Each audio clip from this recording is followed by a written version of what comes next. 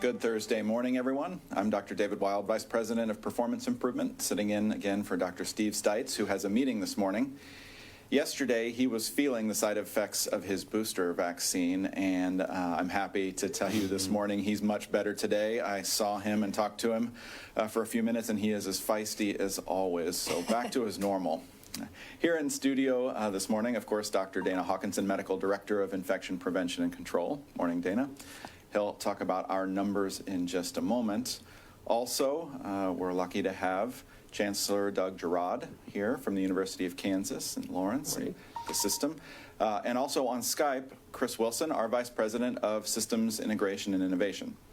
We'll be talking about getting back to school in Lawrence and vaccinations in the college population and Lawrence community. But first, before everything else, we have a real treat this morning. Mitch Holthus, the official voice of the Kansas City Chiefs, joins us. Welcome, Mitch. Thanks for taking some time. We know you only have a few minutes.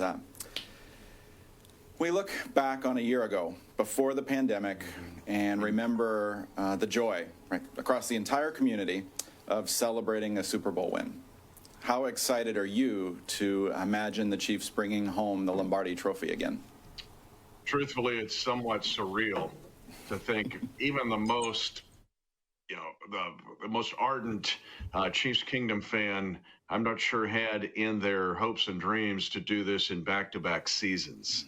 But here we are. But this has been totally different because of what we're going to get into here in a second, of just what's happened the past 11 months.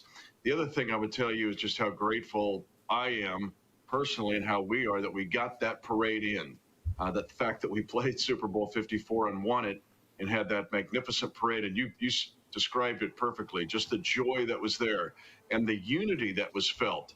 When I was in the back of a pickup with Casey Wolf right behind that double-decker bus, and to see for miles and miles and miles, thousands and thousands of people. And what I loved, that it was young and it was old and it was black and it was white and it was Asian and it was Hispanic. And it was just all of this joy and unity in one spot. I know Coach Reed, just to see the look on his face that he could bring all that joy to so many people was magnificent. But the fact that we got to experience that before what's happened now the last 11 months, but to be here again with an opportunity to make history and to do it back to back, it's only happened 8 times in the nearly 60 years of the Super Bowl, and only 7 teams have done it. It hasn't happened in 16 years and only 3 times in the era of the salary cap since the mid-90s. So here we are, even in the midst of a pandemic with a chance to do something special. You know, I mentioned yesterday, we were talking on the program about how proud I've been in so many ways of the Kansas City community over the past 10 or 11 months. And I think the way you described the entire community and the inclusiveness of the parade and the celebration last year is just one more recognition that we should be proud of. So, you know, yesterday we also talked with one of our psychologists who described the Chiefs really as a role model for the NFL in doing such a good job at staying safe from COVID-19. What is it, from your perspective, about the Chiefs culture that makes them so strong and able to follow what we call the pillars of infection control? What motivates them to be, so good for themselves and our community? There's several characteristics. One is the fact that this team, and this is going to sound trite, but I have never seen a team for 2 years now, going back to July of 2019, that is so knit together and so hyper-focused. This year, I've added the attribute of discipline. But you'd ask, the genesis of handling the pandemic from a franchise standpoint has been the incredible understanding of each other, respect of each other, and a hyper-focus on the task at hand. And that really comes from head coach Andy Reid. That's where it starts. He's the pebble in the pond here. But they have been so incredibly disciplined. I'll be honest with you, and I'm humbled here to be on this podcast because I know we're in front of a lot of folks and with a lot of folks that have had to make tons of sacrifices over the past 11 months. The workers within the system and what they've done, there's no way I can comprehend it. But what I will tell you, and the Chiefs within the citadel of the Chiefs, pseudo bubble, so to speak, has been a pressure. There's been a daily pressure, the daily testing, the daily discipline that's required to stay away from family. This has been an abnormal, unusual year. A bye week where the players and the staff would scatter and go to their loved ones for 4 or 5 days is coveted time in the middle of a tough season. That didn't happen this year. Holidays, which were Zoom calls or Skype calls like this one. And so this team and the coaches and the staff has had to make daily decisions to be disciplined and do it within a pressure that is this don't be the one, right? People now know that's been public that we survived a major scare the other day. But it's been that way every day for 11 months for this franchise, and it's been a unique challenge that the team has had to face together. You know, the attributes you talk about, specifically leadership, you know, Coach Reed, and starting from the top, and also discipline, are so important. We value those things in our culture. I think, you know, I've heard people say often that discipline is what saves us when motivation fails us, and I think that's part of what you're describing, a team that really is focused and motivated every day, and when that slips just a little bit, the discipline to do the right thing and to be there for each other in the community, it is very impressive. You recently did a PSA for the Kansas Hospital Association about staying safe while watching or attending the Super Bowl.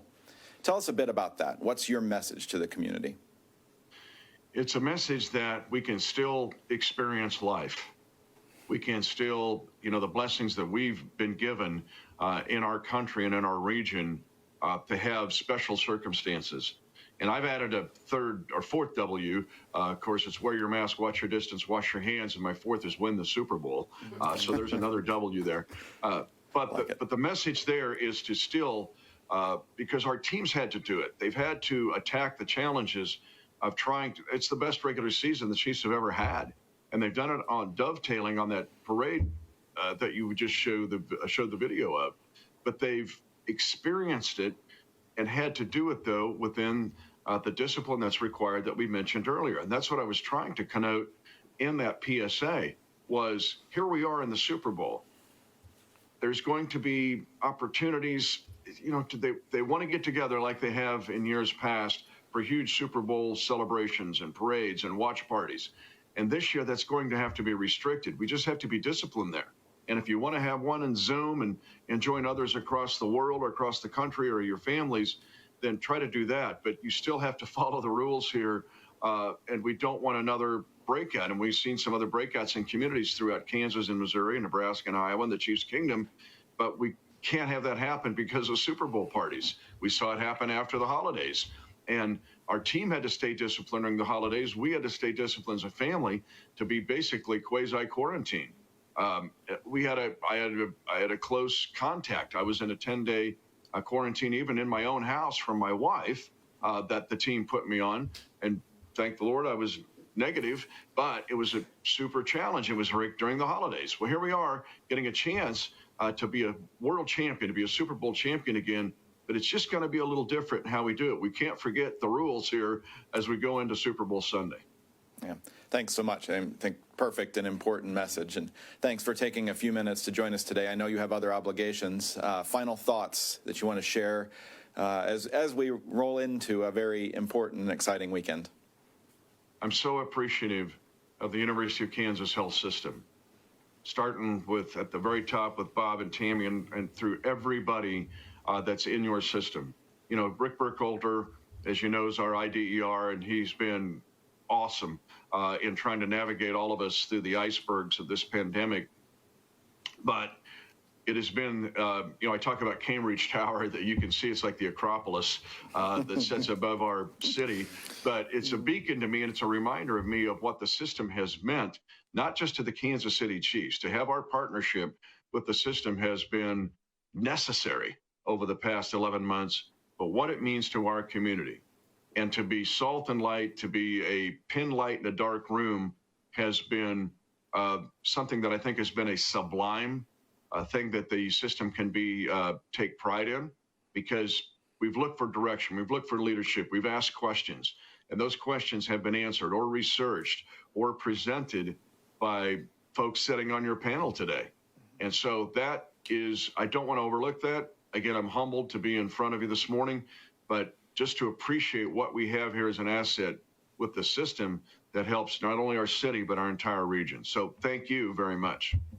Thanks, Mitch. Thanks for joining us, and thank you for those kind words. We obviously take our commitment and obligation to our community very, very seriously, and it's nice, even though that's what we're here for, it's nice to hear kind words and that it is received very well in the community. So thank you again for joining us. Just finally, watch your distance, wear a mask, right? Wash your hands, and win a Super Bowl. Yeah. Great. Thanks so much. Have a great day, Mitch. Thank you. All right, Dana. Yeah. How about our numbers? We scooted below 100 yesterday. Are we still trending down? Yeah, they're good. A couple thoughts. So, thank you to Mitch Holthus for, certainly we are proud. We do take pride in it. We are proud but never satisfied. A couple things, Dr. Stites is probably never going to be normal. So let's just, there's always that baseline for him. All right, very fair. And, in reference to Mitch, everybody got to join in the parade for the Chiefs Super Bowl win. I think the Jayhawks got robbed last year because we weren't able to have a March Madness. So they definitely would have been having a parade on Mass Street. I know that last year. So the numbers are better. Again, we have been below 100, which is really good. The total numbers today are 91. Yesterday we had 41 acute infections. Today we have 34 acute infections, so that's a lot better. 11 in the ICU and 4 on the ventilator. We still have 57 patients here in that recovery period, with 7 of those on the ventilator as well. Hays is doing much better also. They have 18 patients in the hospital, 7 active, and 11 in that recovery period. So those numbers are down as well. I think we're happy about that. Yesterday we talked just a minute about the difference between census and hospital admissions. Yep. And actually we're down. This has been variable, so I'll offer that disclaimer, but we're down, I think, in the past 28 hours, we had 7 admissions only, which is significantly better than a normal 24 or 30-hour period. So I'm going to run with that's a new trend, and we'll hope it stays that way. But no matter what, we'll keep telling you what's actually happening here. So let's turn to Dr. Girod. I know. Good morning. Good morning. I know that life on campus started in earnest on Monday, classes again. How's this first week been back after the holidays? It's great to have everybody back. It was a long break, an extra long break. As you recall, we took spring break on the front end of this semester. Again, going with the things that we learned over the fall, which is minimizing travel is one of those aspects that we thought would be important to help keep our campus safe, and was successful. So an extra long break here, but it's great to have everybody back and the energy that the students bring back to campus, even in this de-densified environment. Yeah, it's easy to see the life sort of in Lawrence between break time and when things are back in, and I'll say full swing, in their current version of full swing. Remind us and those watching how the first semester ended before the holidays. Right, so, when we look back, and we learned so much over the fall semester, and a lot thanks to the folks that are with us today, including Chris Wilson. We went into the fall semester with an idea of what we thought we needed to do, but really not knowing whether it was going to work, right? We learned a lot, and so our mass reentry testing last summer was a great success. It allowed us to get in front of bringing positive cases into Lawrence and back onto campus, into quarantine, and then continuing testing throughout the semester for both random testing, but also to detect hotspots or potential hotspots. And then just reinforcing all the social distancing, the wearing the mask anywhere on campus, indoors or out, washing your hands, and PPE and all the work that went into that really helped us finish up the semester solidly. I mean, we wrapped things up really at the Thanksgiving break and then finished our finals remotely, but really got through it well. We had no documented cases of transmission in an educational or research environment. We had no declared outbreaks from a state perspective related to our campus. Our student athletes did an incredible job. I think we've got about 500 student athletes. We've conducted over 15,000 tests on our student athletes with 200 total positives since last summer. So really, people have figured out how to do this, and it's taken a lot of dedication, a lot of discipline for everybody to do it, but we're really pleased with how things finished up. You mentioned how much we learned. I think everyone has learned as this has gone on. We've jokingly said, wait 2 weeks, we'll know more, repeatedly, I think. Still applies. Still applies. As we take what we learned in the fall semester and pivot to spring, what are the expectations on campus for the pillars of infection prevention and control? You know, not much has changed in that regard. We really look at this semester very similar to fall semester and are addressing it the same way. So we've started our reentry testing again. And it's been very impressive. And actually, I'll ask Chris Wilson maybe talk about the numbers a little bit. But, you know, the positivity that we're seeing on folks coming back to campus is dramatically less than what we saw. And to be fair, not what I expected. We all, I think, thought that with the Christmas and the New Year's holidays that this is about the time we'd be seeing the impact of that. And quite honestly, we're not. And you just talked about the numbers in the hospital. That's just same in Lawrence and in Douglas County. Those numbers, we just didn't see a bump after the holidays, and we're not seeing it on reentry testing. So we're really pleased about that. And I think it speaks to people's commitment, having learned, even when they weren't on campus, what they need to do to stay safe and to keep their families safe. So we're pleased about that. But spring semester is going to look very similar to fall semester. There are so many important aspects of life in an educational environment. One of the reasons that it's important to get students back to a full interaction on campus. And those things that we've learned, I think, are all working towards ways that maybe that sense of normalcy can return soon. Maybe not tomorrow, but soon. We certainly hope so, and we're figuring out how to. I mean, we figured out how to have football games. We've figured out how to have people back to the field house. Not the same, but we've got. You know, we're learning how to do events. We're learning how to increase our activities in a safe fashion. You know, as we look forward to the end of this semester, we're planning in-person commencement. It's going to look very different. But we are figuring out how to do these things, and you know, our hope, of course, is that as the vaccines roll out, that towards next fall we're going to be looking at something a little more reasonably normal than what we're seeing today.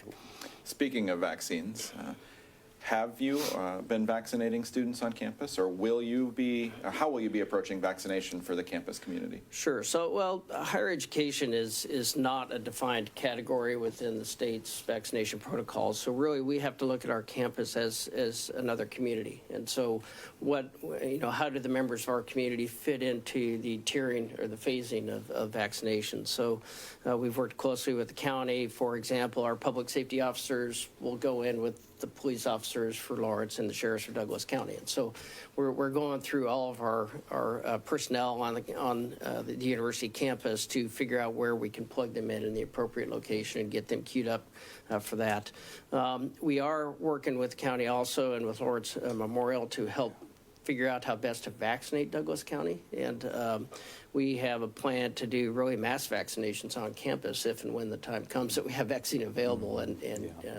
But we know that really, at least in the current tiering, the students are going to be at the very end of that process. And so we're ready to go whenever we have vaccine.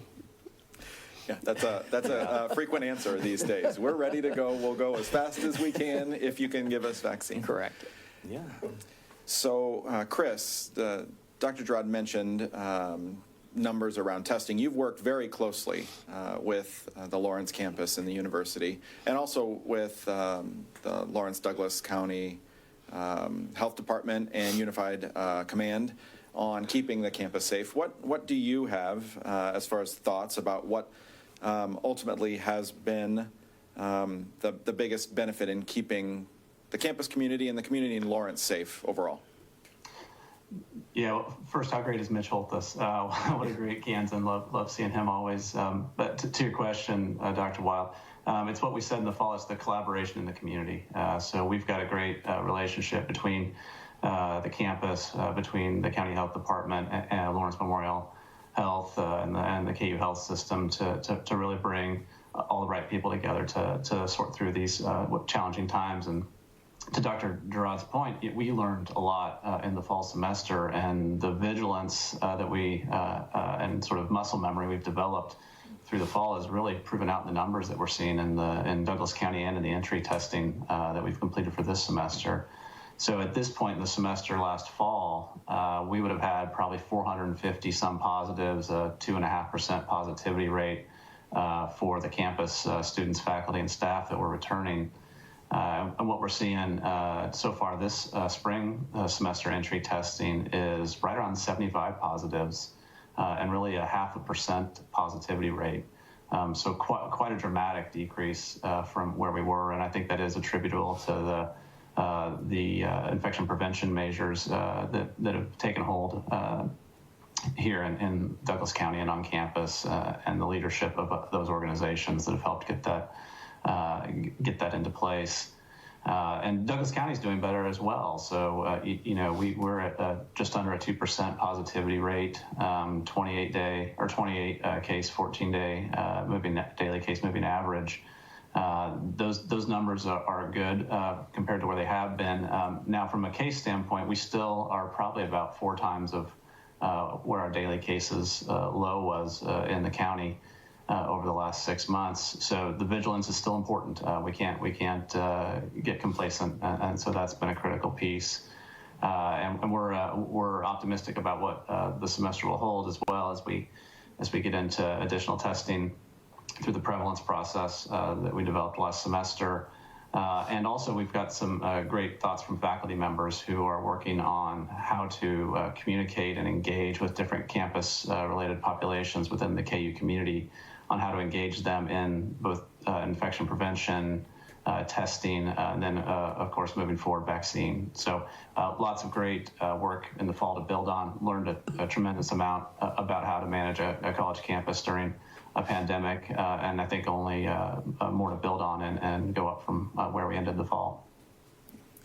I'd agree. You mentioned, we've all talked about actually the importance of the partnership up until this point with the Lawrence Douglas Department, or Public Health Department, and also really the county government. That was part of the reason for success and working so closely with leaders there.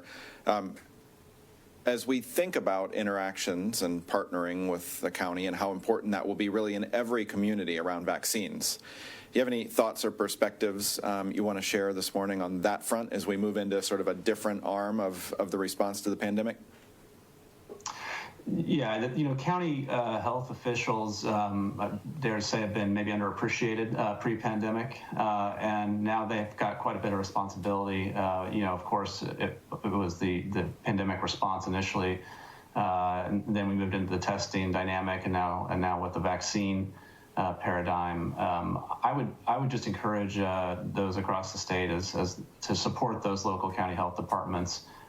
That they do not have an easy job, and oftentimes have been under-resourced historically, and they're good people who you don't go into public health for the money.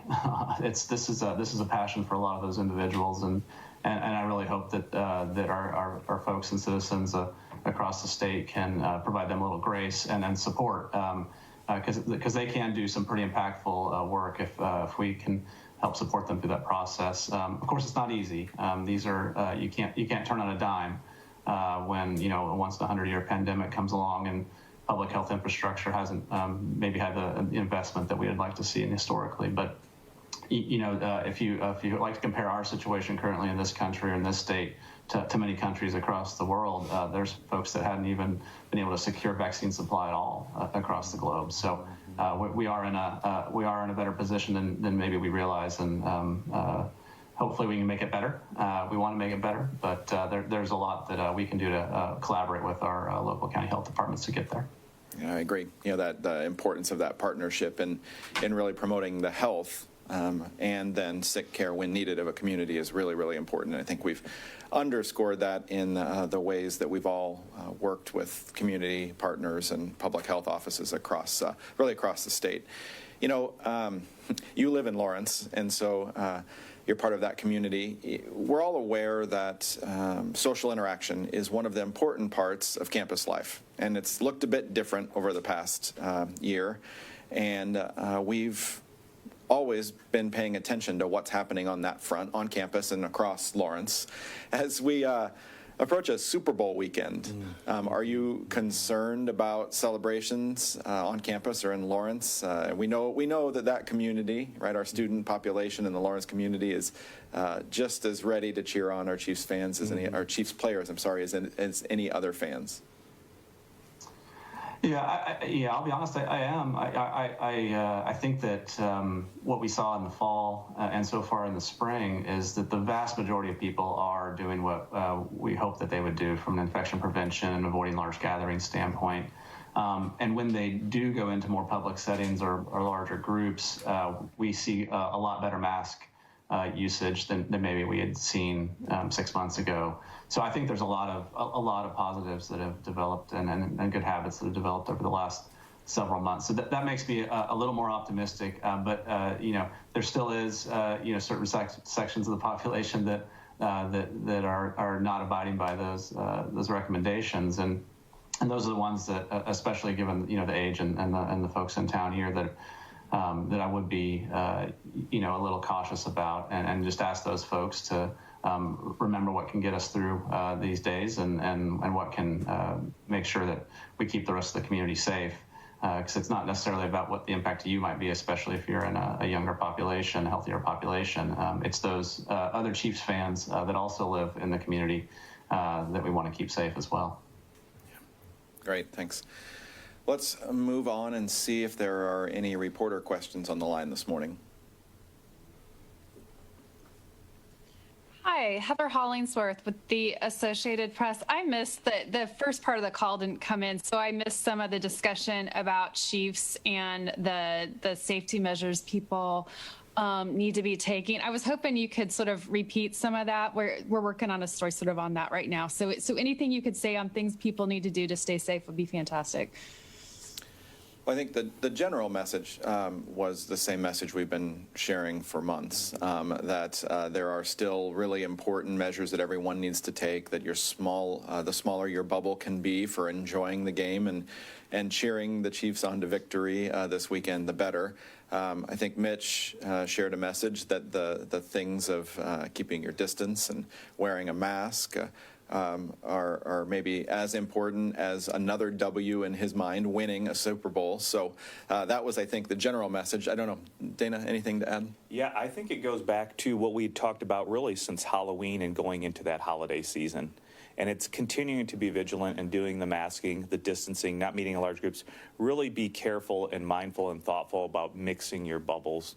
That's going to be important here. Again, it's not just one event. It's not just meeting with one group at one time. If you have 10 or 20 people that you're meeting with, there is a very good likelihood that one or two of those people will have COVID-19. If you are in a small enclosed space, then 3 or 4 of those people get it. And it's not that event. It's what happens 2 or 3 infection cycles later when they are spreading it to 2 or 3 more people. So I think nothing has really changed from the guidance that we've given since the holiday season. And that's really being careful and mindful and really not mixing your bubbles and not meeting in those large groups as much as we would like to. I think the other piece, Heather, that Mitch Holthus hit on hard was the discipline of the team and the Chiefs organization in staying safe up until this point, and really asking the same of the community. So sort of an addition to the general message, but a very specific point that I think is important. Thank you. I appreciate it. Sure. Hi, this is Bob Carruncleton with Kansas City Star. This is kind of a follow-up to Heather's question. You have all that advice on, keep the bubble small and that stuff, but how do you address the fatigue that people have with, we've now gone through several holidays and gatherings and significant events that they've been told to keep their bubbles small.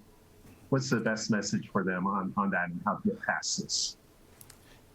Yeah, so I think there's a number of things that I'm going to ask for the campus perspective too, because this is not a unique problem. I think everyone is tired. We've known for many months now that if we had a choice, most, if not everyone in the community would choose for this to be over. And so that fatigue is very real. To acknowledge that is very real, and that we're not really in a situation that any of us would choose. I think there are some other things that are more concrete to add to those reminders that are very important in the situation we find ourselves in at the moment, as vaccine excitement has continued to increase. In Kansas, we're less than 7% of the population who's received 1 dose and less than 2 of the population that has received a second, which means we're really no different when we talk about the fatigue. Nothing really has changed with our circumstances. And so those things that have been so important for many months now really are no different. And while we would love, all of us, to be celebrating at Power and Light, or hopefully, after a win with a parade, if we were able to, we know those things aren't going to be in the cards in the same way this week. And so reminders to stay vigilant. I think, Chancellor, things you'd like to add to that? Yeah, no, it's the same message, and we're sharing with our campus as well, which is to participate, but participate safely, celebrate, but celebrate safely. And we're just starting our semester, so we need to be as diligent now as ever going into it. And that doesn't matter if it's on Mass Street after a Super Bowl win or in the field house. We need to really stick to it. And I know we can. I mean, I got an email this week from somebody who'd been at a game at the field house and said, actually, this is the safest I have felt in months, is being inside the field house. So we know we can do this, and we can still enjoy the experience, and that's true of the Super Bowl as well. So I think it's a matter of small numbers, get creative about how you participate and celebrate, but do it safely. Outdoors is always better. You can move a TV outdoors. There was a lot of cul-de-sac and driveway things where you can space and be outdoors, and that's certainly going to be a lot better than being inside. Yep. Unfortunately, it appears the weather might not be very conducive for that. I think I saw a high of maybe in the teens on Sunday, but cold. Nonetheless, yes, outdoors is better than indoors if you're able to do that. Any other questions this morning? All right, we want to move into community. I do want to tell the reporters that we apologize for any technical difficulties that you might have had, but at 11 we send out a summary with a direct link, and it always lives online at Facebook, so you can go back. And Mitch's comments were worth listening to. They were pretty good. Heather has a question for the Chancellor. Does KU have a long-haul COVID clinic yet, or anyone who's in need of it? Our student health clinic, Watkins Health Clinic, which is now currently being run in conjunction with our team in the University of Kansas Health System as of just a couple weeks ago, is really our epicenter for managing COVID on our campus. And we have a call center there that refers callers of where to go if they need to be evaluated. Certainly our symptomatic people we evaluate at Watkins, and should they need an elevated level of care than what we can provide there, we work closely with the Lawrence Memorial Health to get them taken care of there, or certainly should they get to a very high level, they would end up over here at the University of Kansas Health System. But we also have a swab clinic that's run by the health system, but in a parking lot of one of our dorms. It's a drive-through, and it's really for symptomatic people as well. So if you're experiencing symptoms of COVID, we have people drive through and get tested there, which of course minimizes the exposure to others while you're waiting for that test result. So that really has expanded our capacity to manage the campus population. And again, things that we learned through the course of the semester last fall really have helped us hit the ground running for this semester. Isaac wants to know, what do you think, if you could point to one or two things, how did KU succeed where UNC failed? Is it culture? Is it commitment? Is it because we're KU? What is it? It was intentional. It was, we did mass entry testing. They did not. As a very beginning step, I think. And so, what we anticipated was that people were going to be coming from 50 states and several dozen countries into the town of Lawrence. And by definition, we knew they were going to carry virus with them. And so rather than waiting to deal with that as it blew up on us, we made the tough decision and a technical decision, because frankly the test that we used didn't get FDA approval until 6 days before we started. So I mean, we were very much on the fly doing this, but that enabled us to test everybody coming in, and as Chris had mentioned, we had some 400 to 500 cases that we identified, and we were able to isolate those and quarantine contacts and created a space to do that in a separate dorm, and had to create sort of food for that. And I mean, it was not an insignificant effort to do that, but that allowed us to manage that initial surge and then kind of keep a lid on it throughout the course. And of course, everybody just did a really good job of doing what they needed to do. They all wanted to be there. They all wanted to be back, so they were motivated to help us get there. And we had some issues here and there, but that was to be expected, and I think we dealt with those pretty effectively, really with the help of the community. So it was that really close tie with the city of Lawrence and with Douglas County to help us do that. We couldn't have done it by ourselves. Yeah, it's really hard to manage the unknown. And so you can't stress enough the importance of knowing where disease was as we return to campus, rather than have it being out there in the community and being spread with really no control or no knowledge. And I think that, as you mentioned, while it was not an easy decision in so many ways to get it ready to go, I think that was really what set up the campus for success for the semester. And really, and our community. I mean, really, if you looked at Douglas County and the city of Lawrence, in addition to our campus, our testing numbers fared far better than the rest of the state through the entire pandemic, quite honestly. And I think it's been that diligence, which was not just our campus community, but our entire community. Reva wants to know what your thoughts, what the panelists' thoughts are on the new virus variant showing up in Hays. What is that? What's the impact of that? Yeah. Dana, you want to start? Yeah, I don't think we know the full impact right now. There continues to be more information from the CDC. It's fairly well established. Again, we don't have the full data, but that it is spread more easily, more transmissible. Don't exactly know what that means. There is one component of it that is the virus binding to the receptor on our bodies tighter to cause infection more readily than, say, the wild type, the original Wuhan strain virus. There is more evidence in the CDC, and Dr. Walensky came out yesterday and said they continue to have more mounting evidence that there is higher mortality. Again, don't have the full information about that as well. So I think what that needs to do is, we talked about how we're weary, and we've been through this, and we are all tired, and it is one day at a time. But that is why we need to continue to be more vigilant, especially this weekend. If it's in Hays, is there a chance that it's in Kansas City? I think there's a chance that it's in Kansas City and surrounding areas. So that's why it's ever more important to continue to be vigilant this weekend and moving forward with the masking and the distancing. Keep those measures going, because we know those measures can decrease and halt the spread of this disease. Yeah, we don't know the population impact, the larger community impact just yet.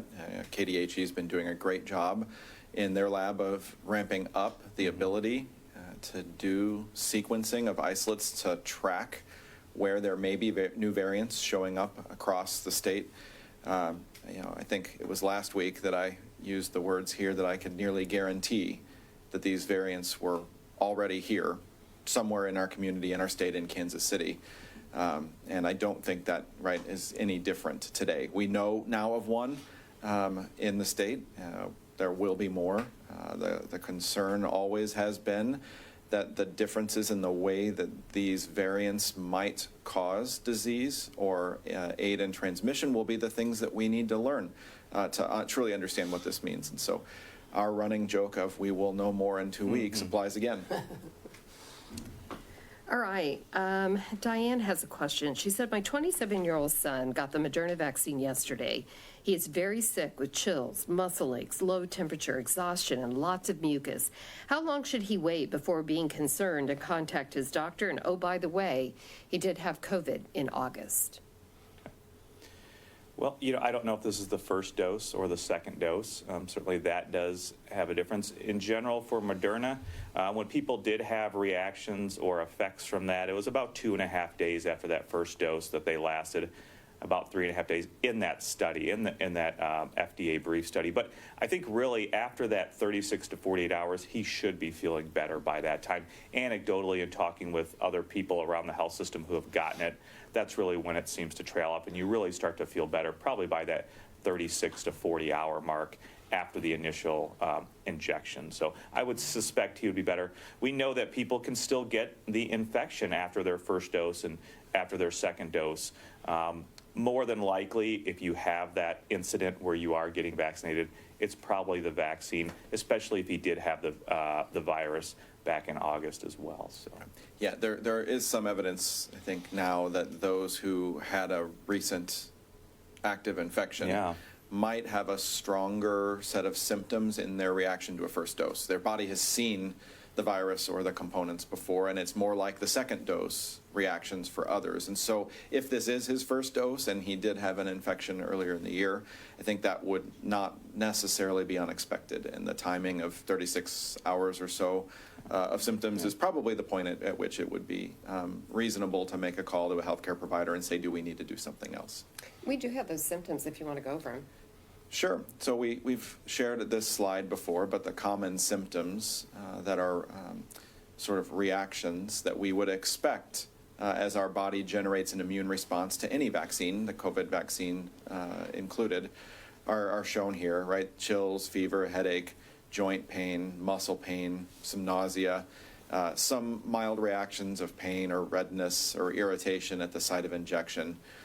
Even swollen lymph nodes and just this general I don't feel well sort of tiredness are all common.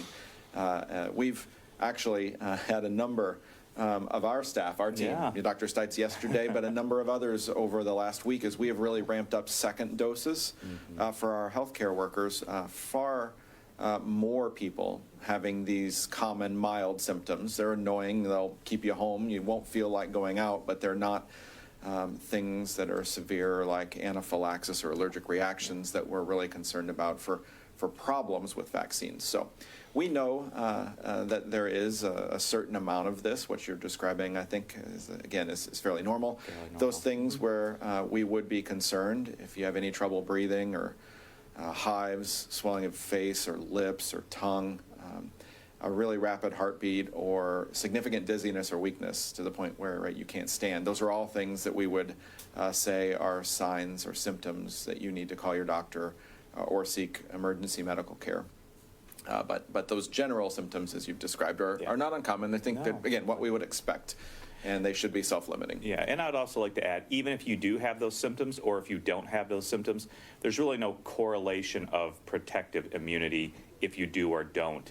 Even people who don't have those symptoms mount an immune response. So I wouldn't be worried if you don't have any symptoms. There's no correlation with you're going to be able to mount an immune response. All right, good for a couple more questions maybe? Sure. Okay, Amanda wants to know, she donated blood or plasma, and 2 weeks after the first vaccine, they contacted her and she had COVID antibodies. Is that from the vaccine or did she have COVID? I think that depends what antibodies they're looking for. If they're looking for antibodies against spike, it could be from the vaccine.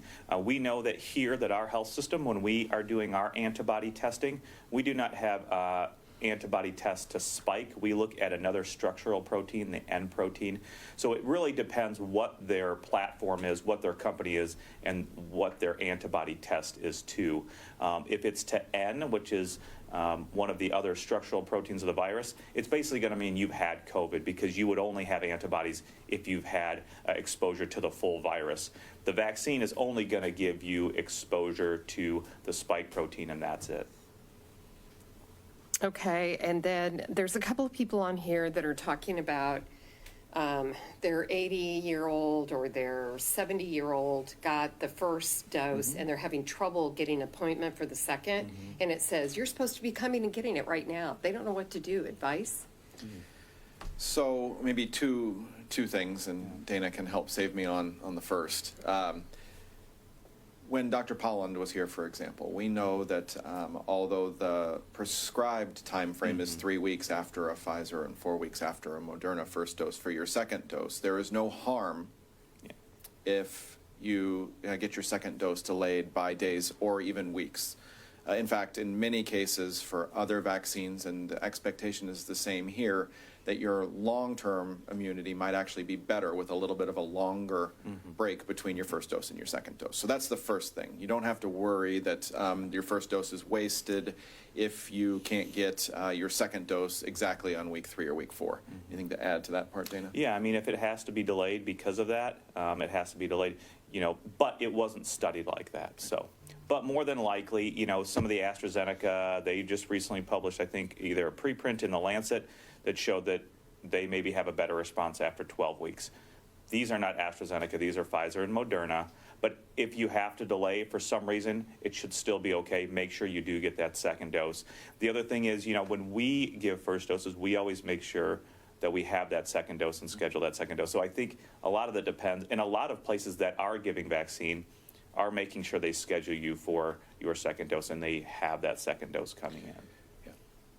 So, correct me if I'm wrong, you want to get your second dose at the same place you got your first dose, and you want to make sure it's the same vaccine that you got as Correct. the first 100%. dose. Yep, absolutely. As far as the appointment question goes, I know from speaking directly with really the majority of the public health departments in the Kansas City metropolitan area that there are, actually most are not scheduling second appointments at the time of your first dose. And that's not because there's concern about the second dose arriving. I think we got that question yesterday. We have yet to see any concern. All of our second dose shipments have arrived without question exactly when they were supposed to. That second dose piece is working fine as far as getting the vaccines. But on the county front, they're a little bit unsure at the time of a clinic today whether they will have a clinic exactly 4 weeks from today. And so they are not scheduling second doses for logistical reasons. And then they are having separate, in some cases, second dose clinics from first dose clinics. Some are blending them. So the process of actually managing the clinics at the county level is slightly different. But simply because you don't have an appointment 2 or 3 days before the due date of your second dose shouldn't be a source of concern. Continue to work with the place you received your first dose. Be sure that you get, as the Chancellor mentioned, the same manufacturer from first dose to second dose, and you should be just fine if there's a little bit of a delay. Yeah. All right, final question comes from Mary, and I've wondered this question, so that's why I Okay. picked it. Could the variants be independently emerging in the United States without transmission from other countries? I would say it looks as though, in the first 2 patients that were identified in Colorado in the United States, there was no evidence of travel. So we certainly know other variants can arise as well with in-host evolution. So the virus just changes, and during the process of replication, different type of variants can arise because they are somewhat error-prone, and you can have mutations and amino acid substitutions. So I think there's absolutely that possibility. But also when you consider the variants, particularly the UK or Brazil, South Africa, they have 17 to 20 more mutations or changes that we know that they are all kind of the same. So the fact that all of those would arise even in the United States, it's not unheard of, and I think that's a reasonable possibility as well. But I'm also, we have to be concerned about other variants arising as well. Exactly. I would, concretely answer that question as I am sure that there are new variants that are happening in the United States, simply because with every replication cycle, as Dana mentioned, there's the possibility of an amino acid substitution that leads to a variant that might be clinically different from those we've seen before. But the fact that we're isolating variants that have the same 23 or 27 mutations as those found first in South Africa or Great Britain would suggest it's very unlikely that the exact same mutations would happen randomly here. And so it is more likely that those that have been introduced in our community were due to travel. In the Colorado cases, for example, we're just not the first people in the community. They were just the first that were sequenced. Yeah, and I would say, too, that just because they were identified in those countries doesn't mean they arose in those countries. And we understand from a phylogenetic and genomic sequencing publication that this UK variant was probably here in California and Florida probably as early as November, but still had not really overtaken the population as far as that goes. So they've been here. We just have to find them.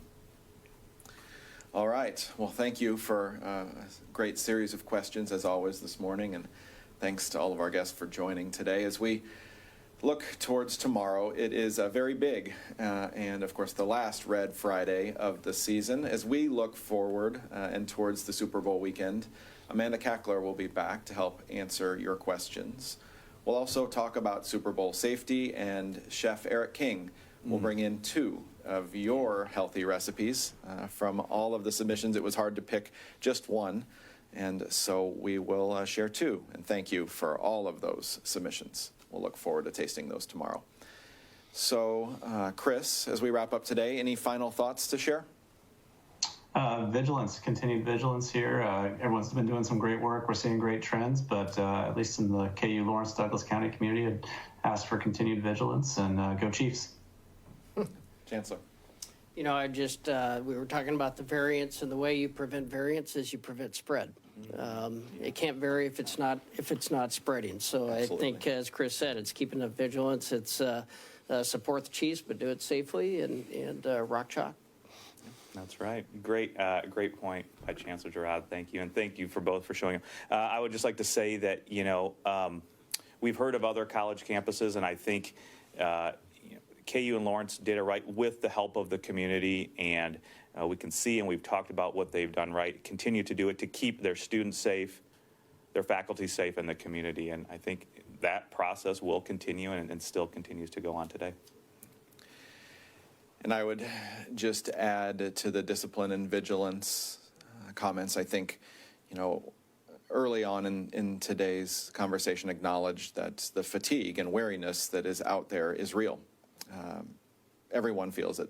Mitch mentioned how the Chiefs have felt it at times, and we've talked about how our staff have that same weariness and have had to find ways to remain disciplined and really resilient in the face of something that we've never experienced before, and we really, at this point, can't pinpoint the end of. And with that in mind, would just ask that you all remember that you have a responsibility and the ability to prevent Super Bowl from becoming a super spreader event in our community. And so remain disciplined and vigilant.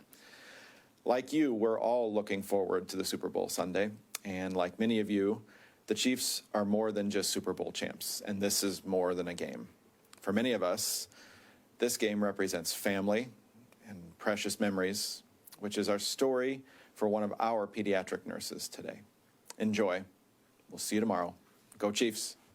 My family has loved the Chiefs as long as I can remember. Nurse at the University of Kansas Health System, Suzanne Lopez, holds on tight to those childhood Chiefs memories, like traveling from Western Kansas to Chiefs training camp in River Falls. I used to stay in one of the motels that they have in town and go scout out all the players and try to get autographs. But the Chiefs are more than just football to Suzanne. They take her closer to her mom, Barbara, who died when Suzanne was 16. You want to remember your loved ones that have passed in their most joyous moments. And her being a Chiefs fan and rooting for her Chiefs was definitely when she was the happiest. And so that's how I try to remember her. Barbara, as Suzanne puts it, was the original Chiefs fangirl. There was one game where she took a Chiefs jersey and embedded it with LED Christmas lights and had a Rudolph nose and a Rudolph antlers and wore that lit up.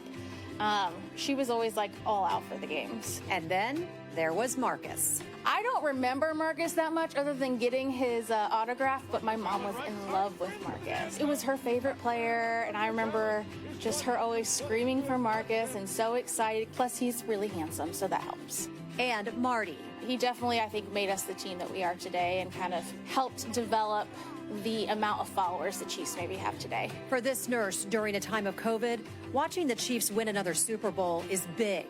But going back in time, even better. When you love a team so much and maybe you have a personal connection to them like I do, you just kind of keep holding on to the memories that you had. And if you think Chiefs Stadium is some sort of sacred ground, I just feel such a connection with her there. Suzanne couldn't agree more. I feel if there were a heaven for a Chiefs fan, it'd be Arrowhead. You think of all the Chiefs fans that have passed, that's probably, I would like to think that's where they reside.